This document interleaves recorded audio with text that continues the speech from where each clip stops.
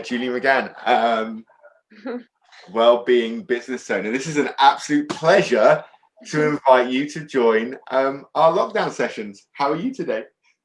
I'm good, thank you, Brad. Yeah, it's such a pleasure to connect with you, and I think that's why the lockdown times sometimes can be a really great opportunity for making new amazing connections like ours. I think there's something in that, right? That opportunity to connect, because there's so many times you hear, don't you, that we're so disconnected, and obviously physically we are. We've already been joking about how we just miss hugging people, and not just random people, obviously people we know, but that ability, if you're willing to be open and explore, actually to make new connections, to connect on levels beyond just that physical connection that you can make, actually it opens up a whole new world of wonderful conversations and lovely engagements that maybe people don't think is possible.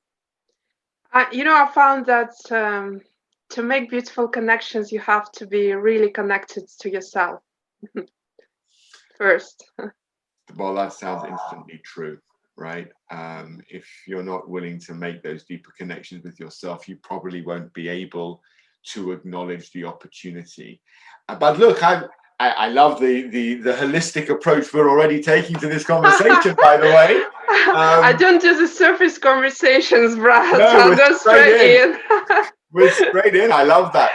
Listen, one of the reasons for inviting you on the lockdown was because when I was reading some of your posts and following you over the course of the last few months on LinkedIn, I was really feeling a resonating effect from some of the stuff you were talking about how we can operate. Now, I know you run it's Unicorn & Co. as a well-being practice.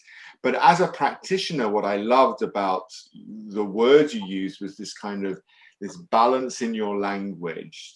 Not that everything had to be extreme, but that every single one of us can create a better path to our own well-being, both from a mental and a physical perspective. And I thought it would be cool to have you on to maybe share some of that perspective. Yeah, absolutely. I think it's very relevant, and it's gonna be even more relevant, as I think initially people thought it's a temporary thing, and we'll go back to our normal lives. Now we know it's going to be a our lives going to change, and it's going to be a new normal, and well-being is going to be a big part of it. Yeah, I remember at the beginning when everyone was saying the new normal, and it was like, well, what does that even mean? It's just going to be new. Yeah, there's you're right. nothing New, normal anymore, right? I mean, there's just nothing normal. So as a well-being practitioner, as someone who is helping individuals, helping businesses think differently about this topic, what have you observed in people over the last 9 months during lockdown? What have you seen people doing where you thought, we need to help each other more, we need to do more of the well-being piece? Because you must have observed so many different things in just the way people operate and act.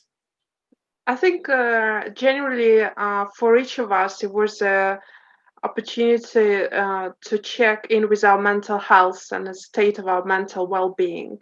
Because when we face this very unusual situations in life, and we can see how we deal with them, how we cope with them, we can realize at what point, what kind of mental well-being we have right now and how much we need to work on it. And of course, the biggest difficulty about this situation was uncertainty for people. And our mind doesn't like uncertainty. It's just the nature of our mind. It likes to plan. It likes to know that everything's going to be fine. It's right for survival. And so when we face uncertainty, it's such a huge level, almost at a planetary level. Many people got into this mental prison where they start being a victim of the news, constant news. They start feeling negative. They start worrying a lot about financial matters, health. And even though they've been at the comfort of their home, maybe with their family, still having, the security of their job, so maybe being furloughed, this mental prison didn't let them really utilize this time. And the time is precious for us. And we can actually, like we talked, you told me, Brad, about how you spend your time. And we can actually do so much with our time instead of just ruminating and being inside of our brain feeling like a victim. So I've noticed that many people are they are in their victim mentality. How do you help people break that? Because listen, I still practice as a psychotherapist, right? I know. I thought that will resonate. Right. So I hear what you're saying, and it's like I know it's actually amplified by being at home, this challenge. But what I really like about your language there is you talk about this mental prison. So what people are doing is they're ruminating on stuff, actually because they can. If they were at work, they wouldn't have time to do this. So what's happened is, for those people who are at home, suddenly they've got all this time to think, but they're not thinking positively. And so immediately what that teaches me is that, I think there's a confusion that somehow well-being is just about, eating the right stuff and taking exercise. Maybe doing yoga twice a week. Well, that's very important as well. But I think it's not just that. No, and I think in our age, the problem is many people live so much in their heads, it almost becomes their heads, and the rest is kind of secondary. Yeah, and of course, well-being, because many of us live in our heads, mental well-being becomes one of the most critical ones, along with physical, of course, and emotional. Well, and I think that when I follow traditions from Eastern philosophies, Mm-hmm. and one thing that I have noticed, that there is this belief system that, if you don't deal with emotional challenges, they will manifest themselves physically. Mm-hmm. And I think you just summed it up there by saying, there's emotional, there's mental, there's physical. There's so many facets. I guess there's also kind of that occupational element as well in wellness and well-being of, how satisfied am I at work? Today, people are furloughed, people are working from home, or as somebody put to me the other day, sleeping in their office, because they're not working from home. Actually, home is their office, so they're actually sleeping in their office because yeah, right. It's just the visual image of this mental prison that you talk about. So help me a little bit. What could I do if I'm struggling with overthinking, with worry, I'm feeling stressed, I'm trapped in my head? What could I start doing that starts to create a little bit of peace, a little bit of calm up in the 6 inches up here? Give me some like tips and starters that at least I could enjoy some peace and quiet in my head, right? I think, Brad, the good news is that many people are doing this already, because it's the most simple thing we all can do. We all have access to is the nature, and we've just talked you doing it with the dogs. And we go out, and even though it's been a lockdown, there are so many people out in nature with the dogs, with the kids, because we naturally know when we're out in nature, we realign to our natural rhythms, the way we breathe, the way we start feeling it. Nature can harmonize even our brain waves. It can harmonize our body. So that's why we feel so good out in nature. Consider we're breathing in fresh air. We don't necessarily need to run or do any extensive physical exercise. we can just walk, but we are intuitively, because we are nature, we are not technology, we are not by robots, we are still nature up to date. When we are to nature, when we connected to nature, we our body just heals itself, it realigns, our mind just comes down. And if nothing else, this is the most beautiful thing you can do for yourself every single day, because it's free, it's available, and we can even still do it during lockdown. So I would say this is just number one. It's like the easiest thing, and many people are doing it, but I just want to re-emphasize it. Of course, as a meditation teacher, I'm a big fan of meditation, and there are so many different ways to meditate. You can use guided meditations with really beautiful voices to calm you down, to guide your mind. And our mind likes to be guided. If you try guided meditation and visualization, you realize that our mind doesn't really know the difference between what's real and what's an imaginary picture. So if you do really beautiful visualization, your mind will start believing it. Or you can do silent meditation, or you can do walking meditation. So it's a beautiful area to explore, and even 10 minutes can give you huge benefits. It's just worth trying. And many people who try it, because I've done so many meditation sessions and individual coaching, they feel the benefits after 10 minutes, but they don't have discipline to do it daily. It's not their preference, priority. And then I ask them, how about when you do you have time to brush your teeth? And they say yes. So why don't have you time to clean your mind? And that's how I would look at meditation as mental shower. It's cleaning your mind from negativity, from the news. It's connecting back to your true voice. And I was going to say something else. Apart from meditation, what else is gratitude? That's the number one according to psychologists, I believe. Gratitude is number one tool to start feeling positive and feeling grateful. Because again, our mind, the nature of our mind, it's always greedy. It never has enough. And you need to understand that this is the nature of our mind. But you are not your mind. You're much more than that. And gratitude gives you this different, again, aligns you, puts you on a different wavelengths, or feeling grateful that you have a beautiful house or a flat, that you have a warm a warm bed. And I realize many people in this world don't, and many people don't have access to food and water. They have some, and this gratitude is a beautiful practice to do.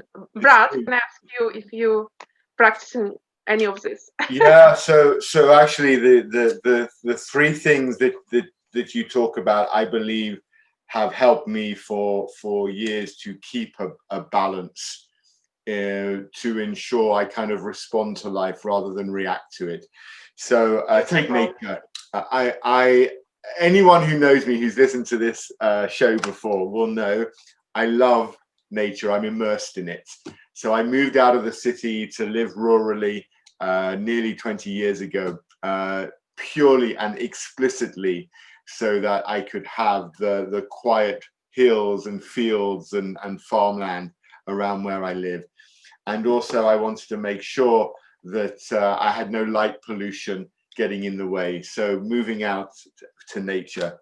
And I spend a lot of time sitting under trees, hugging trees, using their energy, and just being out and about. So it's very much whether I'm running with my dogs, whether I'm walking, or whether I'm just sitting. And when you talked about connection in that way, you're absolutely right. Everything can slow down when you just reconnect to what is real and so much bigger than us, right? Just so much bigger.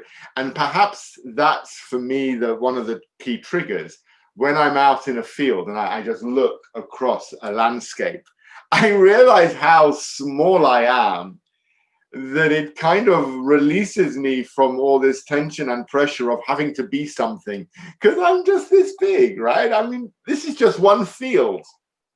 Like if you scale that up across the world. So the nature connection, I love that, and I recommend it.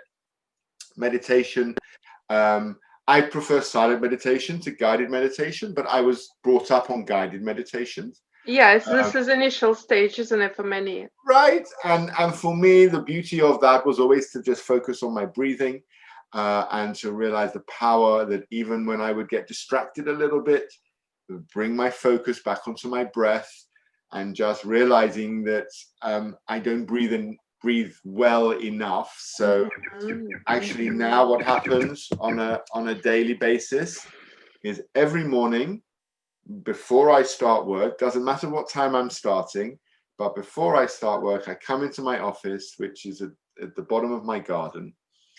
And, no long journey. not a long journey at all, right? I could tell you how many steps probably, but I sit on the floor. Sometimes one of the dogs comes with me, sometimes not, but most of the time I'm on my own. I don't put the lights on. I just sit on the floor, and for 10 minutes, I do a silent meditation just based on my breath. Beautiful. And how do you breathe, Brad? What's your breathing pattern? Do you have a specific one, or? Yeah, so I'll be one hand on my sternum, one hand on my belly. I'll normally breathe in to the count of 4. I'll hold my breath for the count of 7. Wow. Okay. And then I'll exhale my breath to the count of 4. Through your nose. Yeah. All through your nose. Yeah. So 15 seconds worth for the cycle. And then I do about 5 minutes of just that breathing. And then I follow that with a progressive muscle relaxation exercise where I tense my body, release it, tense it, and release it. And then, honestly, Julie, when the bell goes, so I set an alarm with a little ping, nice little medicine sound ping. When that ping goes, and it goes like 3 times, I feel fabulous. And that's so true. And that's such an immense power in that. In breath, you're absolutely right. I didn't mention the breathing, but it's part of meditation. And immense power. Beautiful. And there's clearly a lot of data between that. So your first 2 was nature and meditation. I just echo it and say that anybody should be doing that on a daily basis. I guess with nature, it's harder for some people because, this time of year, it's dark so early. People can't always walk out of their office time. They feel like they've got to be on it all the time. And I think that's quite challenging for people, that feeling they've got to be working all the time. I think the third one that you mentioned there, perhaps I'd like to explore a little bit more, because I think that's a bit some people have real difficulty with. Okay. Gratitude. Why do you think some people have difficulty with the gratitude? I sense it, perhaps more than I think it. And I sense it because I see a lot of posts on social media of people trying to make us aware. Stop worrying about what you don't have. Stop complaining that you don't have this and you don't have that, and lockdown's making this happen, and you miss this and you want that. Actually, take a look around you, and what have you got that you can be grateful for? A lot of the problems we've got are first world problems, even in lockdown. They're not the kind of problems that some people are dealing with every day long before this pandemic hit. Whether people are on the street dealing with homelessness, whether we're talking about drought-ridden countries that have no food or water, parts of Western Africa that are decimated by plagues. And I'm complaining because I've got to sit at home and watch Netflix for a few months. Really? Really? How do you get people to change their perspective, Julie, to really embrace gratitude? Because I sense nature and meditation is much easier to get people to embrace. I think the best thing is just to try, because as I said, it's just a different wavelengths that you you almost and I do work with groups of people and individuals as well, and I honestly do see, maybe Brad, you exactly the same. Sometimes people cannot find three things to be grateful for, and they live in a Western world, and they have a home, a beautiful place to live, and friends and families, and they struggle. They go up to three, and then they struggle. And I think this is a mental prison again. They're back into the mental prison because the world is so beautiful, but they have this filters on their eyes that sees the world just from a particular angle, and it's just pushing yourself from three to four uh, things to be grateful from 4 to 5, or find every day find one more new thing. Mhm. And it's just I have the whole webinar on this. Is that just the way our brain likes negativity? It looks for problems because it's wired for survival, so it constantly looks for problems, and as soon as it has something, it doesn't appreciate it any longer. That's why so many relationships breaks down. That's why we always want a new iPhone model. It's all the same. It's the same circle, and our mind will never have enough. That's why the gratitude practice brings us back to our heart, saying, actually, I'm so grateful because I have legs, I have arms, I have hands, I have eyes that I can look at, and I have family. It's just something that our brain needs.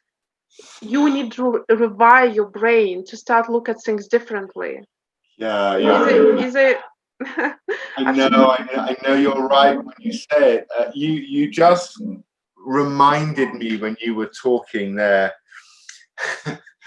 of I think I mentioned to you before how I broke my leg a long time ago. Like Yes, yes, exactly, so Brad. my It dog, changes the whole perspective on life, doesn't it? right, and I remember being in the hospital, wishing I had a broken arm, not a not a broken leg, right? So being grateful for having two hands, right? Or I watched somebody with two broken legs, and suddenly I was grateful for having just one. And it didn't stop me. And I remember at the time, I've mentioned my dogs many times on these podcasts, but my old Labrador Amber was a great. She lived to 15 years of age. She's just behind you. Yeah, We she's just already met behind. Yeah, her. she just looks over me exactly. And she and I used to go out every day, even when I had a broken leg. So we used to go out on our crutches, We used to get into the car. It was an automatic car. We drive the car up to a nice location, and Wow. we go and we walk together. And so you're right. This idea of it's so easy to think, oh, I wish I had this, or I wish I had that. When actually, what about if we change our perspective and we just look at what we're really grateful for? I'm really grateful that I've got a beaker where I can fill this with water every single day, 3 or 4 times a day, and get enough water inside my system to keep my body healthy. I'm grateful. I'm grateful I have a pair of glasses that helps me see when I'm tired. Beautiful. Or that I actually have a computer that allows me to work from home. And looking at life from the smallest perspective, not the largest. And well, as I listen to you, I think to myself, wow, are we living in a world today where people are prepared to just think differently? I want to think we are, Julie. Me too. Yeah, I really do. But I loved it when you kind of did that before. And I love the physicalness of how you talk, because that lens that you talk about, everybody's lens is slightly different. It's filtered slightly differently, right? Psychologists talk about, cognitive distortions, the way people look at the world. So maybe we can't touch everybody with the discussion we're having. to date. Some No. people will just, they're happy in their misery. And, you know, okay. But I suppose the one thing that you were talking about before that I think, wow, this could be where people are struggling is, how do you create the habit? So you talked about the meditation, creating the habit. Like, so how do you create habits around your well-being? Because you weren't always involved in this world. You must have come to it at some point in your life where you realized you had to create new habits. Yeah, I find people either do it through the pain. So when they're in crisis and pain, they're desperate and then they're sick. And today is a perfect opportunity because there are many more seekers. Because pain pushes us forward, sadly, and that's why sometimes universe creates these painful opportunities for us, just to wake us up and say, come on, life is much more beautiful. You just have to start looking, have different lens on it. But also there is the easier, a more graceful way through inspiration. And I think initially we start our well-being journey often through the pain, as it could be illness, physical illness, or emotional breakdown, or depression, or feeling completely lost. And that pushes people to explore and start doing things. I honestly, but usually people take them up. We like crisis as human beings. So we'll feel like crisis, and then we're like, okay, I'm gonna do something about it, and probably go and call you, Brad, and your company to help. Usually you probably deal with many people in crisis, not like just starting. As a general rule in therapy, all of my therapeutic patients are normally in trouble when they in trouble. Yeah, exactly. But there is another way after that pattern. Maybe when you get on your journey, you get inspired by feeling well, by thinking positive thoughts, by feeling energized by this burst of happiness within you without any reason at all, by being connected to nature and feeling playful like a child. And that inspiration gets you even further on your well-being journey, because initially, for example, meditation for me felt like a duty, honestly. I could do it in the group settings once a week when I visited the group meditation settings when I was just starting, but at home I felt like a duty. But I remember at that time a meditation teacher told me, Julie, 3 minutes. Just put your alarm bell, 3 minutes. Your mind can cope with 3 minutes. So it's in order to bring a new habit in, it has to be small for the mind to cope with. It's like 3 minutes, or I'll do it for 5 minutes. So you trick your mind into thinking it's only small, don't worry about it. But even after 3 minutes, you feel the benefit. And sometimes it goes even longer because you tricked your mind, you're already prepared. For example, you're already sitting in a position, you're ready. Yeah, and you're like, oh, I can do a bit longer. Or you went out for a jog and you go, oh, I can actually do it a bit longer. So you trick your mind because just into small steps. And then you will see all of a sudden, after start meditating, you may think, oh, I might want to eat something more healthy. It's like all of a sudden your system starts aligning, your human body starts aligning with everything. So you'll add another small step. And yeah, and then you become inspired. You look well, you feel well, people commenting on how good you look or your energy, and then you go, oh, I'll do more of it. And today for me, meditation is enjoyment, is pure joy. I look forward to being connected to myself and just feeling happy. I think that ability, isn't it, because what you're talking about for me is connecting with our environment and connecting with ourselves as some of the most important elements in getting well. Connecting our mind, our body, our soul, our spirit together, because life is not just about work. It can't be. It would be so miserable if it was all about work.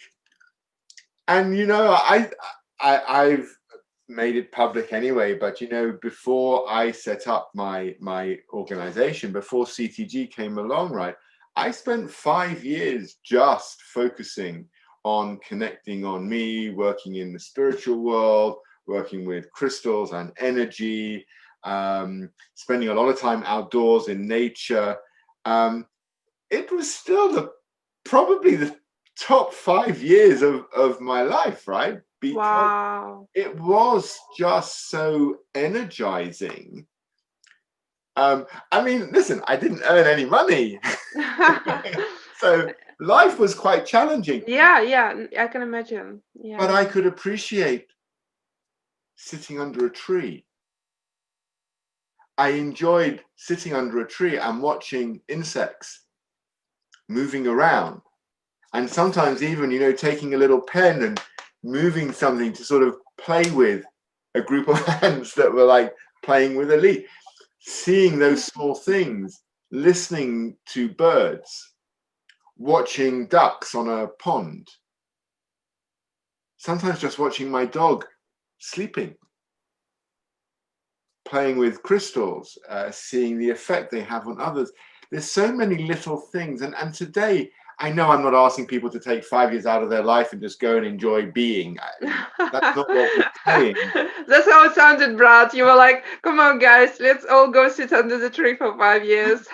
But I think it would have changed the planet, actually, but yeah. Yeah, but and maybe look, I was inspired by the original Buddha, right? Going and sitting on the Wow, oak tree. really? That's what prompted you? Well, the guy was originally a prince, right? He was at home. Actually, he left his wife and child, and he went and sat under the Bodhi tree for like 14 years to find enlightenment.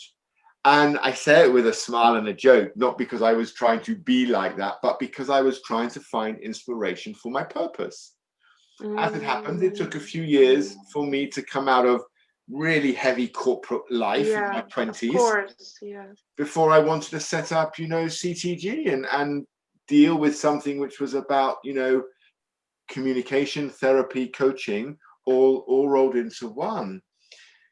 What I'm really liking about the way you talk, Julie, is the simplicity with which you make it sound that we can all connect.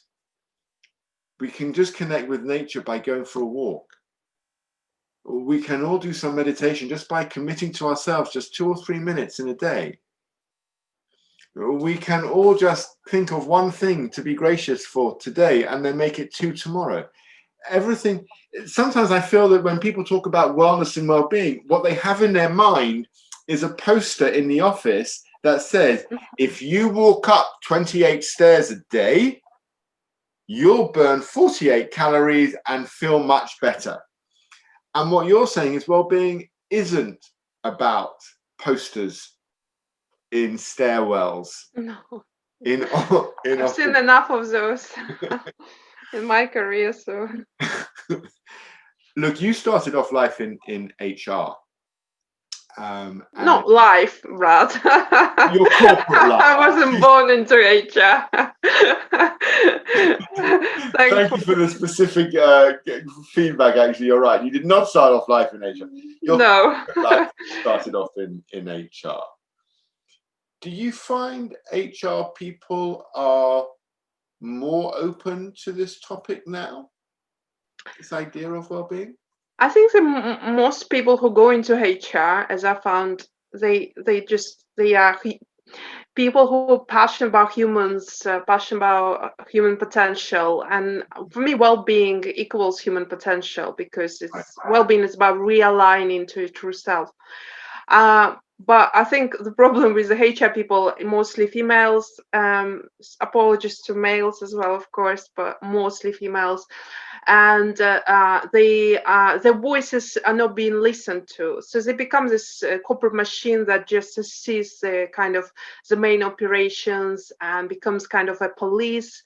So people with genuine hearts and genuine intentions find it very difficult to be heard, and eventually after trying maybe a few times, they become just kind of conditioned to become the corporate HR police, or maybe do a few nice things and a few well-being days, and that's it. And yeah, so it changes gradually, but It's having the power of your voice, being able to be courageous and free, and influence senior directors. And it's all qualities that, the HR is trying to have. And maybe during this lockdown, the role of HR becomes even bigger, and the role of well-being becomes bigger. So I see that maybe at some point, HR will become influencers, and they will start talking about well-being as a real foundation of any business, because people are the business.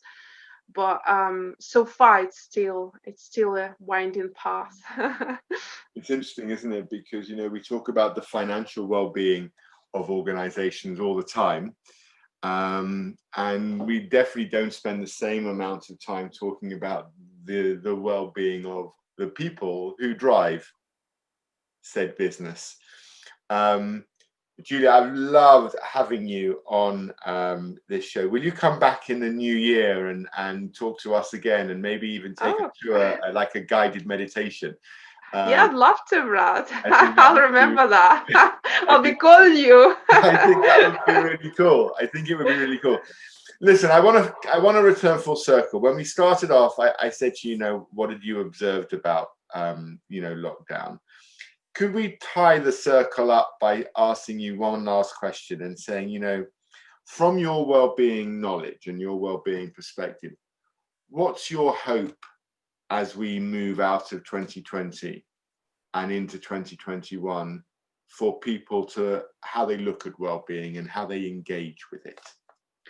I'll just repeat what you've just said, that life is not just about work, and we've been conditioned to work, and we are productive when we are not working, because when we look at the nature of our mind, it's so powerful that it also works for you when you are not working, when you're resting, when you're out in nature, when you're meditating.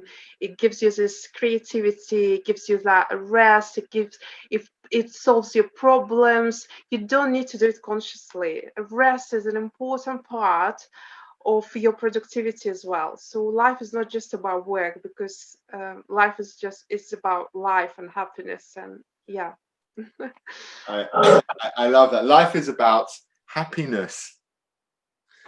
I think we've just fallen on the title of our episode today. Life is not just about work, it's actually about happiness. When I listen to you, I feel like you're helping people give themselves permission to not just think work, work, work. And that to me seems a very important shift for people to make, to feel as though they've got permission to allow themselves to break out of the prison of their mind, to use that phrase you used, I think, so eloquently earlier. Just all power to you and Unicorn and Co. I've thoroughly enjoyed our chat. I will make sure that we get you back, so you won't even need to call. I have really enjoyed as well, Brad. It was a joy. Thank you so much for your time today. Thank you, Brad. Thanks, everyone.